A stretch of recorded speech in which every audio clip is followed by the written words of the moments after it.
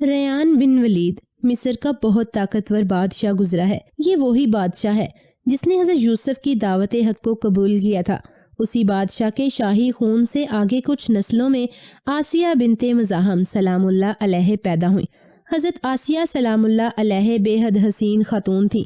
جب آپ جوان ہوئیں تو پورے ملک میں آپ جیسی اور کوئی حسین عورت نہ تھی۔ دوسری طرف والد کے انتقال کے بعد مصر کی بادشاہت رمیسس ثانی کو مل گئی۔ یہ وہی بادشاہ ہے جسے سب فرعون کے نام سے جانتے ہیں۔ ویسے تو مصر کے ہر قطبی بادشاہ کو فرعون ہی کہتے ہیں، مگر یہاں حضرت موسیٰ کے زمانے والے فرعون کی بات ہو رہی ہے۔ فرعون جیسے ہی حکمت میں آیا، اس نے اسرائیلیوں پر ظلم و ستم کے پہاڑ توڑ دیے۔ پھر فرعون کی زندگی میں وہ لمحہ بھی آیا جب اس کی نظر حضرت آسیہ بنت مزاحم پر پڑی۔ اس نے حضرت آسیہ کو دیکھتے ہی یہ فیصلہ کر لیا کہ وہ انہی سے شادی کرے گا۔ وہ حضرت آسیہ کے حسن و جمال کا ایک ہی نظر میں دیوانہ ہو گیا۔ پھر جب اسے معلوم ہوا کہ حضرت آسیہ کا تعلق بھی شاہی خاندان سے ہے تو اس کی خوشی کی انتہا نہ رہی، اور اس کا حضرت آسیہ سے شادی کرنے کا ارادہ اور بھی پکا اور اٹل ہو گیا۔ اس نے ایک دن شاہی رسم و رواج کے مطابق حضرت آسیہ کے والد کے پاس حضرت آسیہ کے لیے شادی کا پیغام بھیجا، لیکن فرعون کا ظلم و ستم کون سا کسی سے چھپا تھا؟ اس کے ظلم و ستم کو مد نظر رکھتے ہوئے حضرت آسیہ اور ان کے والد نے اس رشتے سے انکار کر دیا، بلکہ اس کے ظلم کی وجہ سے سب کو اس کی شادی کا پیغام بھیجنا سخت ناگوار گزرا۔ لیکن فرعون نے اپنی طاقت کی بنیاد پر زبردستی حضرت آسیہ سے شادی کی اور دھمکیاں دیتا رہا کہ اگر انہوں نے شادی سے انکار کیا تو ان کے والدین کو قتل کر دے گا۔ مگر خدا کی قدرت، شادی ہونے کے بعد بھی حضرت آسیہ فرعون سے محفوظ رہیں۔ اس بارے میں مفسرین نے لکھا ہے کہ شادی کی پہلی رات جب فرعون کمرے میں داخل ہوا تو اللہ کے حکم سے اس پر نیند کا ایسا غلبہ ہوا کہ وہ پوری رات سوتا رہا اور حضرت آسیہ پر قادر نہ ہو سکا۔ کچھ کتب میں لکھا ہے کہ اللہ کے حکم سے فرعون نامرد ہو گیا تھا۔ کچھ مفسرین نے لکھا ہے کہ اللہ کے حکم سے فرعون کو ایسی بیماری لگ گئی تھی کہ اس کو ساری عمر طبیبوں نے ہم بستری کرنے سے منع کر دیا تھا۔ اس طرح اللہ نے اپنی قدرت سے حضرت آسیہ کو فرعون کے ناپاک وجود سے پاک رکھا۔ بعض مقامات پر فرعون کی بیٹی کا ذکر بھی ملتا ہے، تو یہ بات جان لیں کہ یہ بیٹی فرعون کی اپنی نہیں تھی بلکہ لے کر پالی ہوئی تھی۔ ایک رات فرعون سویا ہوا تھا کہ اس نے ایک خواب دیکھا۔ یہ خواب دیکھ کر وہ گھبرا گیا اور صبح ہوتے ہی اس نے نجومی بلائے اور خواب کی تعبیر معلوم کی۔ اس خواب کی تعبیر نجومیوں نے یہ بتائی کہ بنی اسرائیل میں ایک لڑکا پیدا ہوگا جو تمہارے ساتھ ساتھ تمہاری سلطنت بھی تباہ کر دے گا۔ یہ بات سنتے ہی فرعون شدید غصے میں آ گیا اور اس نے حکم جاری کیا کہ بنی اسرائیل میں جو بھی لڑکا پیدا ہو اسے مار دیا جائے۔ بعض مقامات پر بیان ہے کہ اس نے میاں بیوی کی ہم بستری کرنے پر بھی پابندی لگا دی اور جن خواتین کو اس وقت حمل تھا ان کا حمل گرانے کا حکم جاری کر دیا۔ مگر خدا کے حکم سے حضرت موسیٰ کو اس دنیا میں آنا ہی تھا، تو اللہ کے حکم سے ایسا ہوا کہ جب ان کی والدہ کو حمل ہوا تو ان کا پیٹ بڑا ہی نہیں، اس وجہ سے کسی کو معلوم ہی نہ ہو سکا کہ انہیں حمل ہے۔ پھر جب حضرت موسیٰ کی پیدائش ہوئی تو ان کی والدہ نے فرعون اور اس کے سپاہیوں کے خوف سے آپ کو ایک صندوق میں بند کیا اور دریا میں وہ صندوق بہا دیا۔ خدا کی قدرت، یہ صندوق بہتا ہوا اسی نہر سے گزرا جو نہر فرعون کے محل کے پاس سے گزرتی تھی۔ فرعون کی نظر اس صندوق پر پڑ گئی۔ اس نے سپاہیوں کو حکم دیا کہ یہ صندوق محل میں لایا جائے۔ جب صندوق کو محل میں لا کر کھولا گیا تو اس میں ایک خوبصورت بچہ تھا۔ قبطی زبان میں پانی کو موا اور درخت کو سا کہا جاتا ہے، اس لیے حضرت آسیہ نے اس بچے کا نام موسیٰ رکھ دیا۔ فرعون نے اس بچے کو بھی قتل کرنا چاہا، مگر حضرت آسیہ نے قتل کرنے سے روک دیا اور فرعون سے کہا کہ یہ بچہ ہماری آنکھوں کی ٹھنڈک بنے گا، اسے قتل نہ کرو۔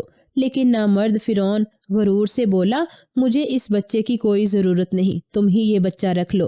حضرت محمد صلی اللہ علیہ وسلم نے فرمایا کہ اگر فرعون اس وقت یہ اقرار کر لیتا کہ یہ بچہ میری بھی آنکھوں کی ٹھنڈک بنے گا تو اللہ تعالیٰ ضرور اسے بھی ہدایت عطا فرما دیتے جیسے حضرت آسیہ کو عطا فرمائی تھی۔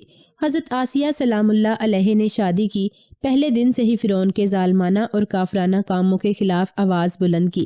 اسی لیے قرآن میں حضرت آسیہ کو تمام عورتوں کے لیے نمونہ قرار دیا ہے۔ جب اللہ تعالیٰ نے حضرت موسیٰ کو نبوت عطا فرمائی اور انہوں نے محل میں جادوگروں سے مقابلہ کیا تو حضرت آسیہ یہ سب دیکھ کر ان پر ایمان لے آئیں، لیکن انہوں نے یہ بات فرعون سے چھپا کر رکھی۔ مگر جب فرعون نے خدائی کا دعویٰ کیا اور لوگوں کو مجبور کیا کہ مجھے سجدہ کرو تو پھر حضرت آسیہ کھلم کھلا فرعون کے سامنے آ گئیں۔ انہوں نے فرعون کی سخت مخالفت کی۔ جب فرعون کو علم ہوا کہ اس کی اپنی بیوی حضرت موسیٰ پر ایمان لے آئی ہے تو اس سے یہ بات برداشت نہ ہوئی۔ اس نے حضرت آسیہ پر بہت ظلم کیے لیکن ان کا ایمان ذرا بھی کمزور نہ ہوا۔ فرعون نے حضرت آسیہ کو گمراہ کرنے کی بہت کوشش کی مگر آپ کا ایمان ایک اللہ واحد لا شریک پر مضبوط رہا اور آپ صرف اللہ کی ہی عبادت میں مصروف رہیں۔ فرعون کے سپاہی حضرت موسیٰ پر ایمان لانے والے لوگوں کو بڑی بے دردی سے قتل کر رہے تھے، یہاں تک کہ ایک شخص جس کا ذکر قرآن مجید میں مومن آل فرعون کے نام سے آیا ہے، جب بہت ظالمانہ طریقے سے فرعون نے قتل کر دیا تو حضرت آسیہ سے پھر یہ برداشت نہ ہوا اور انہوں نے فرعون کی سخت مخالفت کی، جس پر فرعون بھڑک اٹھا اور اس نے حضرت آسیہ پر ظلم کی انتہا کر دی۔ اس نے آپ کے ہاتھوں اور پاؤں میں لوہے کی کیلیں ٹھونک دیں جس کی وجہ سے آپ ہل بھی نہ سکتے تھے۔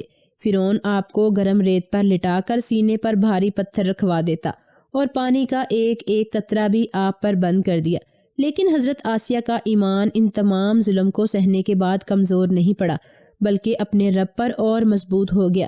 اب ظالم و جابر شوہر کے سامنے اکیلی ڈھٹی رہیں۔ ذرا چشمے تصور سے دیکھیں، گرم ریت پر لٹا دینا، پھر بھاری پتھر سینے پر رکھ دینا اور پانی بھی بند کر دینا، ہاتھوں اور پاؤں میں کیل ٹھوک دینا، اور یہ سب برداشت کون کرتا ہے؟ کوئی مضبوط آدمی نہیں بلکہ ایک کمزور اور نازک سی شہزادی، بادشاہ کے محل میں ناز و نخروں میں پلی بڑھی پھول جیسی خاتون۔ اللہ اکبر! اللہ پر ایمان نے حضرت آسیہ کو وہ طاقت دی کہ یہ سب ظلم ان کا ایمان کمزور نہیں کر پایا بلکہ اللہ پر ان کا ایمان اور مضبوط ہو گیا۔ اللہ کی محبت میں یہ ظلم سہنے میں بھی ان کو مزہ آنے لگا۔ آخر فرعون اپنے ظلم سے خود ہی تنگ آ گیا اور اس نے اپنے سپاہیوں کو حکم دیا کہ ایک بڑی سی چٹان لاؤ اور حضرت آسیہ سے بوجھ لو، اگر وہ مجھ پر ایمان لائی ہے تو ٹھیک، ورنہ ان کا سر اس چٹان سے کچل ڈالو۔ حضرت آسیہ کا ایمان نہ پہلے ڈگمگایا تھا اور نہ کسی بھی دھمکی سے ڈگمگانے والا تھا۔ یہ موت کا پیغام نہیں بلکہ اپنے رب سے ملاقات کی خوشخبری تھی۔ اللہ تعالیٰ نے فرشتوں کو بھیجا کہ آسیہ کو میرے پاس لے آؤ۔ سپاہی چٹان حضرت آسیہ پر گرانے کی تیاری کر رہے تھے کہ اس سے پہلے ہی آپ کی روح پرواز کر گئی۔ اللہ تعالیٰ اپنے بندوں کو اسی طرح مدد فرماتا ہے۔ ایک روایت میں یہ ہے کہ حضرت آسیہ کو اللہ تعالیٰ جنت میں حضرت محمد صلی اللہ علیہ وسلم کی بیویوں میں رکھیں گے۔ اللہ اکبر! آج کے دور میں بھی فرعون موجود ہیں، نام الگ الگ ہیں لیکن کام ایک ہی ہے۔ اللہ تعالیٰ تمام مسلمانوں کے وقت کو فرعون سے محفوظ رکھے، آمین۔